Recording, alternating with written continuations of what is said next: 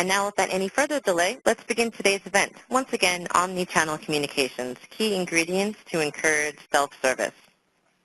Our presenter today is Junaid Kazi, Senior Product Manager at FICO. And joining him today is Adam Barrett, Product Director at FICO. And Adam will be assisting towards the end of today's event with our Q&A session. Junaid is a Senior Product Manager at FICO with focus on FICO Customer Communication Services collections. Previous to this, Junaid was a Senior Product Manager at CEB, now Gartner. Junaid has an MA degree from Kingston University and BE from the University of Mumbai. And Adam is responsible for FICO's Customer Communications Services platform, an automated virtual agent solution used by many of the top institutions globally to mitigate fraud and credit risk. He has over 20 years of experience working for banks and software companies, designing innovative solutions that combat fraud and deliver operational efficiency. And with that, Junaid, I'll turn the floor over to you to begin today's presentation. Thank you, Christina. Hi, guys. I'm Junaid. Just to give you a quick introduction on customer communication services before I start, our main goal is to help companies automate their customer communications using multiple channels such as voice, SMS, email, and push notifications. We try to do this in a very conversational manner, so with the ability to switch channels to suit the consumer while we maintain our conversation, just like humans would. So today in this webinar, my idea is to kind of share some thoughts and ideas that we've gathered in the space, so hopefully you can take away some for your own businesses. Right, so whenever I think of automating something, I firstly think of how a human would do the job. And for us at CCS, it means understanding how the best collection agents work. So speaking to one such collection veteran a while ago, I learned a simple and very well-known principle that I've always remembered to date. And that's when it comes to collecting money, it comes down to three things. Someone having the ability to pay you now, the stability to keep paying you over time, and the willingness to do so. So ability and willingness are definitely one part of the equation, but it's a lot about contacting the person at the right time and the right channel with the right message. So today let's go through some examples, to see how we can actually apply these principles to drive people to self-service channels. Essentially to collect more and reduce your cost to collect. So let's think about, how things work at your company. At a typical call center, you'd have an endless floor filled with an army of call center agents, and they're calling people about missed payments, mainly focused on things like hold time and abandonment rate. And historically, once the call window opens, you'd have the dialer start calling up names. In today's day and age, it's kind of a little bit better because you've got some logic to how they communicate to a given customer based on what you already know about him or her. And this leads to more of a multi-channel approach, on whether you would call someone, email them, or text them. So at this point, just to get a feel for the audience and what you already do, let's do a quick poll to understand what channels you're using as part of the omni-channel approach. Christina? Perfect, great. All right, ladies and gentlemen, so we have arrived at our first poll. You should see that on the right-hand side of your screen. The question is, how many of these channels is your collections organization using as part of your outbound omni-channel approach to communicate with your customers? For example, through mail, email, phone calls, SMS, or mobile app notifications. Is it only one channel? Is it 2 channels? 3 channels, 4 channels, or all 5 channels. And again, you just need to select the radio button that best corresponds to your answer and just make sure that you do hit that submit button. We'll just give it a few more seconds to allow everyone to vote.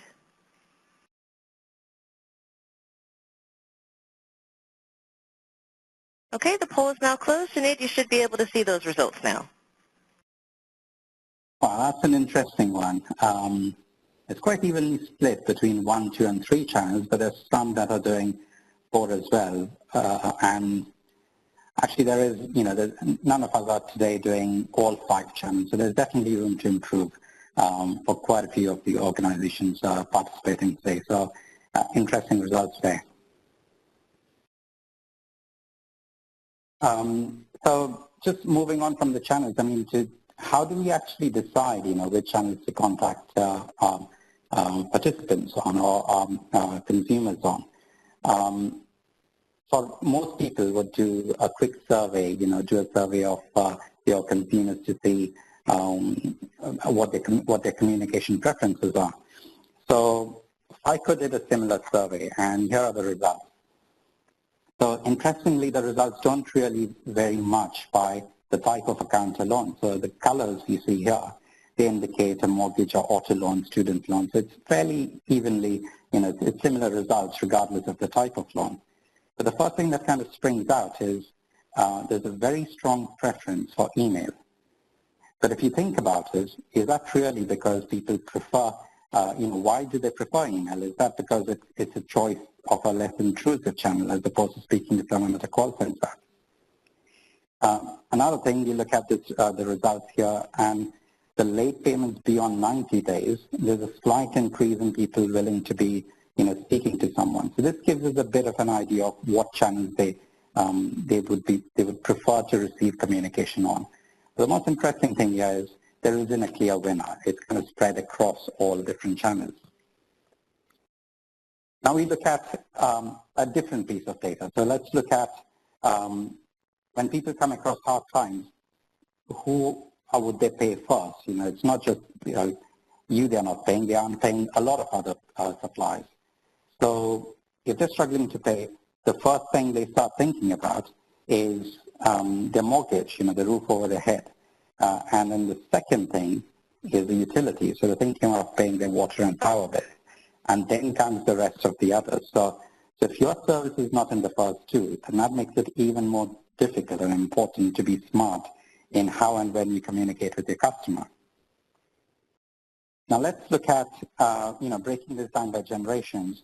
You would notice that the lowest of the demographics, Generation Z, that's 18 to 21-year-olds, they seem to be unusually high on mobile phones and the internet bills. But again, you question, is that because they value it more than their home or utility bills, or it's because the first two, the mortgage and utilities, already being managed by their parents?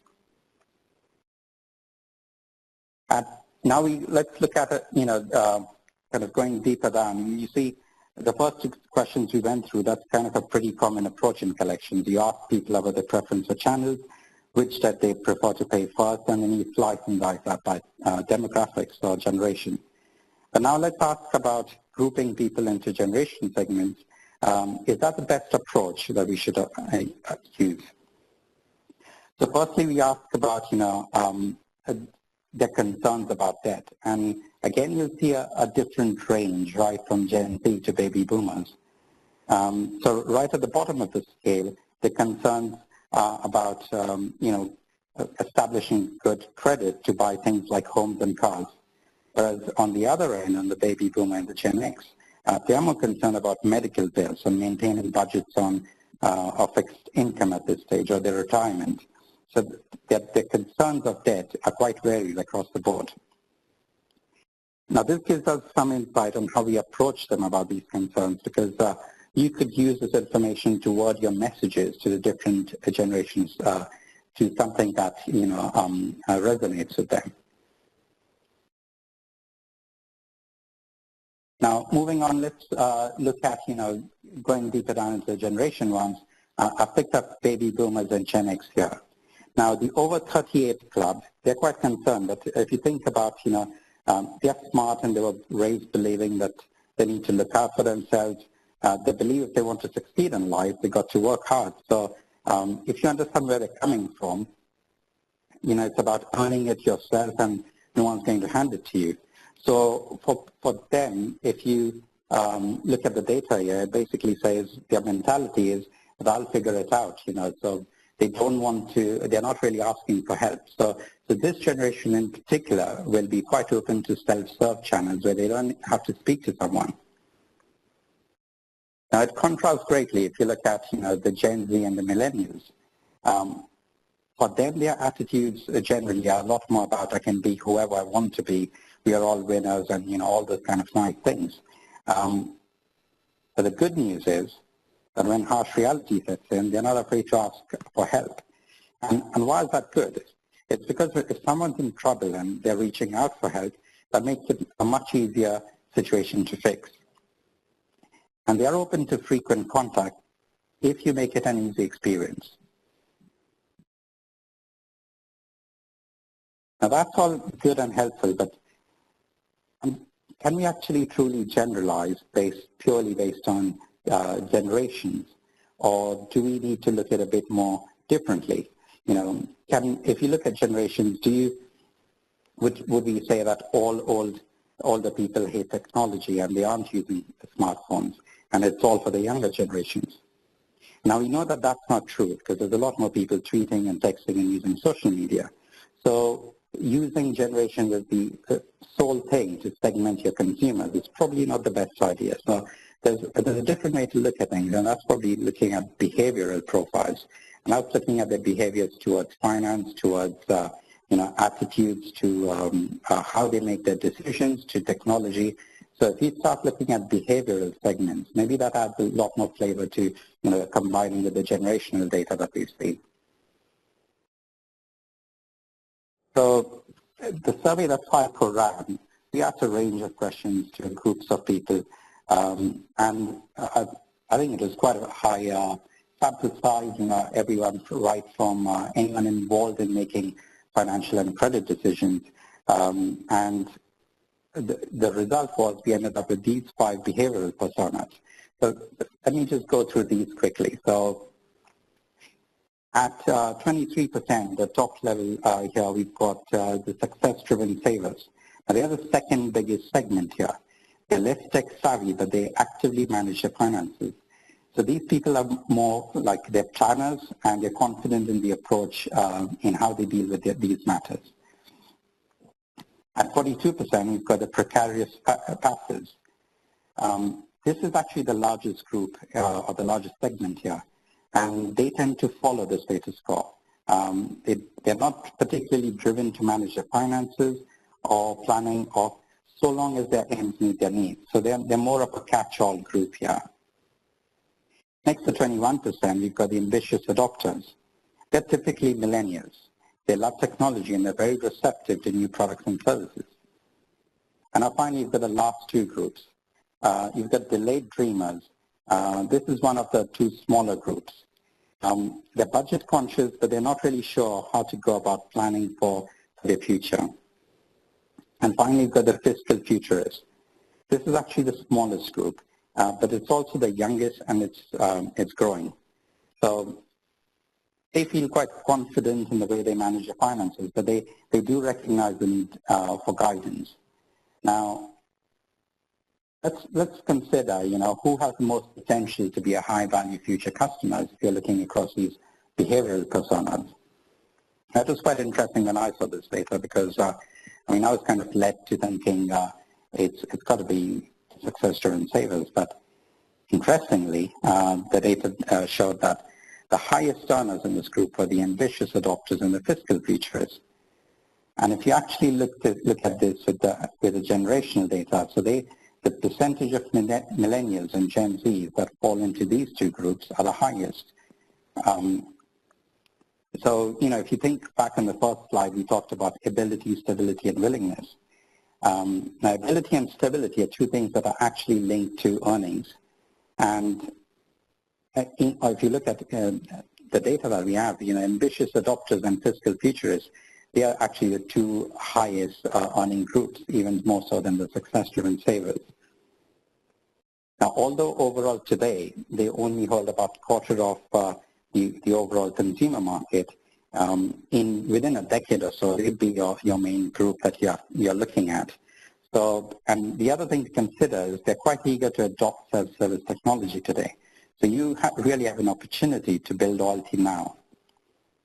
Now, although these 2 groups will quite likely shape how you interact with customers in the future, it's not that we can ignore the other groups because they're equally important. So at this stage, I think it'd be good to start looking at, how could we actually drive these customers to self-service. So let's do another poll and try and work out, we talked about different ways of segmenting data. So we've got a poll here to try and understand what your company is using to decide communications for your customers today. Great. So once again, that poll is open on the right-hand side of your screen. So we asked, which of these does your company use to decide communication channels for a customer? And you'll notice checkboxes, so we do encourage you to select all that apply. Is it demographics, risk score, behavioral profiling, communication preferences provided by the customer, communication history with the customer, other methods, or none of the above? And again, there are checkboxes there, so we do encourage you to select all that do apply. And once you have selected your responses, just make sure, once again, you do hit that submit button. And we'll just give it a few more seconds to allow everyone to vote.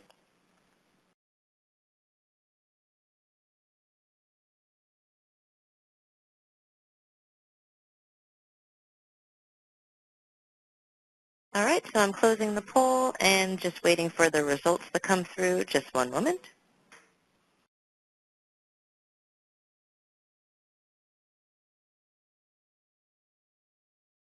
Okay, perfect. All right, so once again, you should be able to see the results on the right-hand side of your screen. Right. That's quite interesting. So the main segment or the main driver we're using today seems to be D, which is number 4 here, communication preferences provided by the customer. That's actually good news. So we already are collecting communication preferences for customers. The next one is communication history, again a good one to go for. So there are some groups, I think, that are still on none of the above. So there is definitely room to, start using some of these ones, these ways of kind of segmenting your data, understanding how and when to contact. Although the most interesting I find is that there's somebody who's already using behavioral profiling. So that's excellent news. Great. So as I mentioned, I think it'd be a good idea to now, start looking at some practical ways on how we could go about using things like behavioral profiles as well as scenarios, and try to build some examples to see how you would actually design omni-channel communications for them, especially in the self-serve mode. All right, so let's start with the ambitious adopters. And just to remind ourselves, they're typically millennials, they love technology, and are very receptive to new products and services. And by the way, I mean, these are results from the FICO survey, and we've got information on these out there, but you may have your own behavioral profile as you saw from the poll here. So use this as a bit of an example on how you'd go about creating your own strategy. The first one here, let's look at this guy as an ambitious adopter. He likes the convenience of texting. He trusts digital channels, and he basically self-serve whenever possible. So in this scenario, we're checking if he's missed a payment in the last 90 days. And it's also likely that we already have payment info on file for somebody like him, as well as the consent to text him. So if you've got those kind of things, then the best method is send him a text where he could simply reply pay. If you've got payment details, and all he has to do is reply PAY, text it, and the payment's made. But also it'd be a good idea to include a link to your web portal where you can take payments, just in case the details on file have changed. So they can go there and update those details, or if you don't have details for them, you can directly send them to the link. If you don't have consent to text, then it'd be a good idea, to send them include a prompt, which basically triggers them to, what do you say, to schedule a voice call. So, sorry, I was just going through here. No, with consent to text, you can prompt them to reply whenever they're ready to take a call. So they say, yes, call me, and that kind of triggers a call back, and they can speak to someone, and again, you can collect this information from them over the phone. Next, we look at fiscal futurists. They're the smallest segments for now. but mainly because they're kind of millennials and Gen Z, but they're both kind of climbing high in numbers now.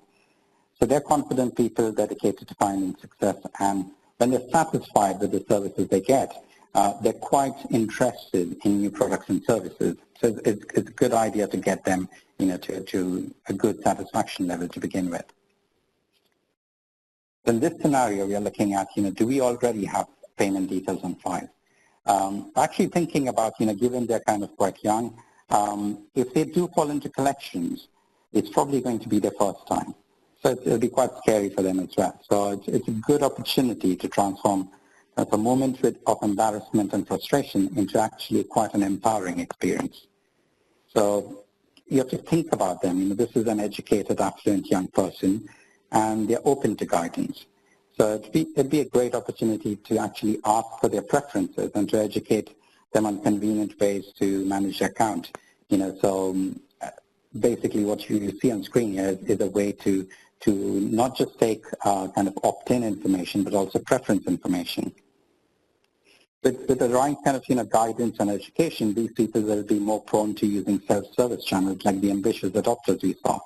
And they can eventually establish more of a stability as a success-driven saver. So it's just a way to illustrate, there's a way to capture contact preferences and give them an idea of which self-service channels they could use. Actually, it's a good point to make that the best place to capture contact preferences at onboarding, that's probably the best time. They're more open to that relationship. They're kind of, it's a new service that's joined up, so that's probably the best time to capture it rather than wait till, they fall into collections. Next, we look at the precarious passives. These are definitely the largest segment we have today. But this group, if you look at the characteristics, they kind of spread all over the spectrum, so that's more of a catch-all group today.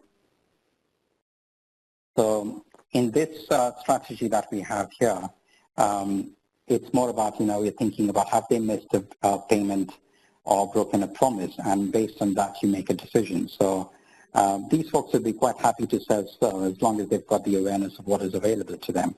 So if you're making automated calls, then it'd be a good idea to prompt them to save payment details for future use. Or you could remind them that they can use, get payment reminders by text as well. Or it'd be a good idea actually to introduce them to your website where they can conveniently make payments without having to, send it by post or calling the call center. You could also have got an example here where basically if they don't have payment details on file and you're having to leave a voicemail, that's where you can provide this information as well. Right, so now we come to the success-driven savers. The second largest group, and generally if they're missing a payment, it's more likely it's an oversight. So we've got to be careful actually in how we treat them, because we don't want to treat them exactly how you would treat people who repeatedly miss payments. So a good idea would be to waive the late fee as a one-time courtesy. That'd be a nice gesture to begin with, because they're kind of, they don't want to be in this situation for sure. So if you make them know that they've got a lot more easier, more convenient ways to avoid missing payments in future, say to sign up, say, for payment reminders by SMS. So that'd be a good idea to provide them. So the more aware they are of self-service channels, the more likely, this group is most likely to use them. Even though they're less tech savvy, they prefer having things like payment reminders by SMS. Next, we go to the delayed dreamers. This is a final group, but we shouldn't be misled by their title, delayed dreamers. They do have the same educational makeup as the success-driven savers, but they do make less money, which is why you see their average is $47,000 a year. The reason we shouldn't underestimate this group is because apart from income, even though they've got low incomes, they're quite likely to have high influence. You see this, they're evenly dispersed across every generation as well. So quite likely they're most they could be homemakers with, lots of influence on financial decisions within the household. So definitely a segment to not ignore. In this example, we've used a scenario where they probably, missed a payment or broken a promise in the last 90 days. So if they've done that, then you wouldn't actually give them another self-service option for promise to pay. It'd be a good idea to kind of, use tones that empower but not patronize. They'll quite appreciate the convenience and the personal touch, and that will kind of help promote your brand over other brands. So there's a second kind of scenario we've covered here, which is in case they disconnect a previous call, you could kind of, in your strategy in the automated calls, include prompts for that scenario. If a call disconnected, you could include the prompt with a script which says, we've noticed you disconnected on a previous call, and we'd like to reassure you, that we can help you, etc. So it's making them aware that even though they're listening to an automated voice prompt, it's not as if, it can be easily ignored. It's intelligent, it understands that it's either part of the conversation and so on. We've been through a few examples here, and what's the main message here is, there's no one-size-fits-all. We've looked at the generational data and how that differs, how you can customize your prompts based on what demographics they belong to. You've looked at the behavioral profiles and see how you could use some of that to shape your strategies. But the main thing is, you've got to be careful not to generalize. So building relationships, as is all about how someone prefers to be contacted and treated. So think of the behavioral segment more as a starting point. At this stage, you've got all these different methods we covered in the examples here, but it's really important, and I'm sure you do this in your companies today. It's basically you've got to run some champion-challenger experiments on an ongoing basis. That's going to tell you what works best, and you keep fine-tuning those experiments and learning more from those to increase the successes. Other options obviously are to seek direct feedback from your customers and continue to tailor your strategies to suit individuals.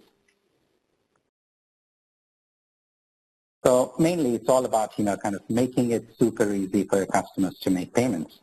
We are busy, we are distracted, and sometimes we're lazy. So if it's easy to do, we are more likely to do it. And these days, everything is so easy that we expect to be able to pay our bills 24/7 online, in a mobile app or on a phone. So if someone's giving you those options, we'd be super delighted when things are really easy, like all you have to do is pay by text message or have a self-service arrangement, or even enroll in an auto-pays program or something like that. So we've really got to keep thinking of making it super easy to make payments. So customer preferences, we saw that quite a few of you, half of you today, are already using this, so that's great. So it's not just kind of, knowing what they've opted in for, it's also about knowing how your customers prefer to be contacted and then driving them to those channels. Those who want to self-serve will always be more than happy to tell you how they'd like to do it.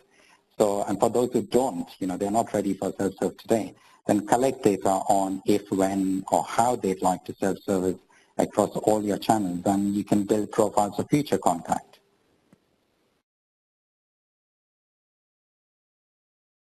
Your customers are expecting this today. Almost every organization has a mobile app, and that can take payments. But the trick really is, how do you get someone to download your app, or how do you get them to turn on notifications? So this is all about giving them incentives to do some of these things, and awareness about if they do have it, then it's easier to just get payment reminders through push notifications. Click on those, take them to the payment page, and simply make payments. So it's just, again, making it really super easy for those who have downloaded the app. Give them those opportunities rather than keep the collections process completely separate to your standard app. But don't entirely rely on these. You definitely obviously have to offer other consumer or other options as well. This is actually my favorite one. You know, if I get a message saying your credit card payment is due tomorrow, just reply pay to make the payment now using your card ending in whatever, and I click pay and it says thank you. That's your confirmation. This is the easiest way. This is what we've all got to strive for. It couldn't get easier. So, and there's ways, you know, where would we use it? So you could use this before a payment is due for those who kind of usually miss but self-cure, or for those who, or you could also use it for like a missed payment for anyone who has payment details on your file and you already have consent to contact them on a mobile device. If you don't have payment details, then you can, like we covered before, it'd be a good idea to just drop a line link to their website where they can make payments, or probably prompt them to, you know, reply with saying call, and that kind of plus connects them back to your call center, and or you could even give them a convenient time when they can call to discuss the situation. So basically giving them options, making it convenient, making it super easy. When they do make a payment by phone or online, we've always got to remember to prompt them to save their payment details. And that's where how you can reach, you know, to the next time you contact them, offer them this pay by SMS option. This one kind of works across all segments. It's offering an online experience that's optimized for traditional and mobile browsers. It provides options in the event someone is not able to, you know, pay the full amount. So you can give them options to either pay in installments or choose the date when they can make a payment. So offer them a promise to pay option on here as well. So many would kind of, we've seen this as kind of a preferred option because people, once they know this is available, they prefer rather than speaking to another human being about the situation. So, you know, being delinquent is embarrassing to deal with. So technology can make it impersonal and therefore more comfortable. So, right, so we've kind of been through quite a few communication channels, but don't assume that digital channels stop with making payments and arrangements. You know, online portals, especially if you've got some, it's a great way to also do things like getting your form signed or onboarding or other kind of, you know, things that you send by post today. So it's much less expensive and it's quicker as well. And it's another way to get them going digital using their preferences in a nice way. To kind of summarize, you know, at this point, we've got the 4 pillars of self-service success here. You will drive more people to self-service and lower your costs to collect if you focus on these 4. So first is learn your customers' preferences. By the looks of it, quite a few of you are doing that today. So you can use them, or you could use historical contact data, which again, some of you are using today. Second is use the best practice strategy, you know, tailor to the various customer segments. Identify this through either the kind of surveys we talked about today, or through testing, or through other forms of research, or use analytics. You know, analytics is another good way to find out what best practice strategy to use. Thirdly, you've got to obey the rules of engagement, you know, call windows and such. So definitely you'll avoid creating a negative customer experience, or worse, you know, government penalties, you know, for regulation, non-adherence, and so on. And finally, the main message is, you know, make it super easy for people to pay. So that kind of, I've come to the end of my slides and what I want to share with you. So thank you so much for listening. We've got some details of our ebooks and things shown on the slides here. I think we can move to a Q&A at this point.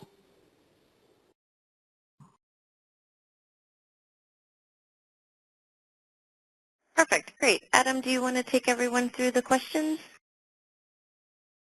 Yeah, sure. And just to remind everybody, if you do have a question, just please enter it into the Q&A panel on the WebEx, and I'll just read them off as they come through. So one of the questions, Junaid, that's come through is how can we use SMS as a payment option? It's one of the later slides that you showed. Right, that's a good question. I had that in a few examples here today. So the way we do this today is in any channel that you're interacting with them, voice or your web portal, etc., you collect your the payment details, offer them the option to save payment details.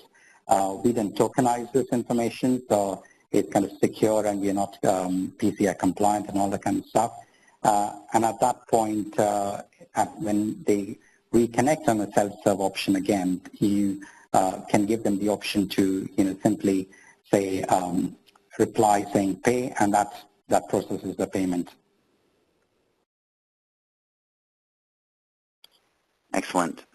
Another question had to do with whether or not call windows apply to the other channels. I think everybody is familiar with using the voice channel between 8 in the morning and 8 in the evening. But what about other channels? Do we have to adhere to the same time frames? That's an excellent question. Actually, I should have mentioned that. This is a great, another benefit of using these other channels. So with voice and SMS, especially like push notifications, emails, these don't apply. We don't have call windows for that. And there are people who are wanting to, offer or make payments outside the call window. So this gives them excellent opportunity for them to do that late in the evening or at any time of the convenience. So no, not all call windows apply to all channels. I think some of the things we've seen in North America, just to add on to what you're saying, is customers will adhere to the call windows with SMS but not with emails 24/7, and push notifications are 24/7. But we do have some that are starting to open their SMS windows. They will usually start by texting an hour before or an hour after windows open and close. We even have some that are quite aggressive and will text message 24/7. So you see some differing opinions there.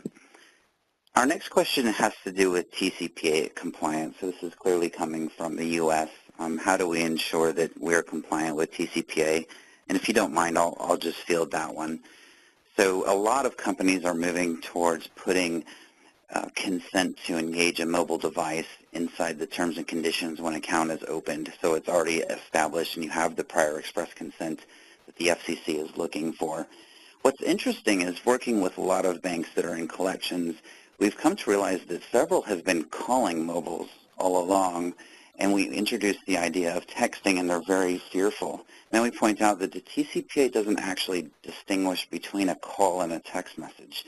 So if you're an organization that's already calling mobiles, then logic follows you already have prior express consent. So it's okay to start experimenting with a text message campaign. We do have quite a few collections clients that are entertaining that logic and trying this out and finding some real success, especially with that pay by SMS option. If you have payment details on file, there's no easier way to collect a payment than just having someone type in a simple 3-letter PAY response.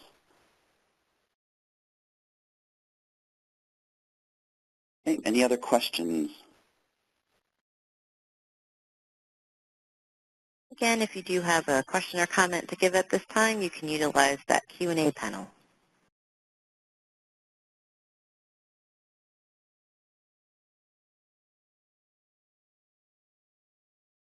All right, and I'm not seeing any further questions that have come in. Did anyone want to make any concluding remarks? Just like to thank everybody for their time and attention today. Junaid, I thought you did a great job. If there are any questions following this presentation, please reach out to FICO. We're more than happy to talk to you about your various needs and concerns around how to engage people in a digital way to collect money. So again, thank you for your time. Thank you all. Great, thank you. Great, thank you. And once again, this does conclude today's webinar. When you have completed the survey, you may disconnect. Have a great day.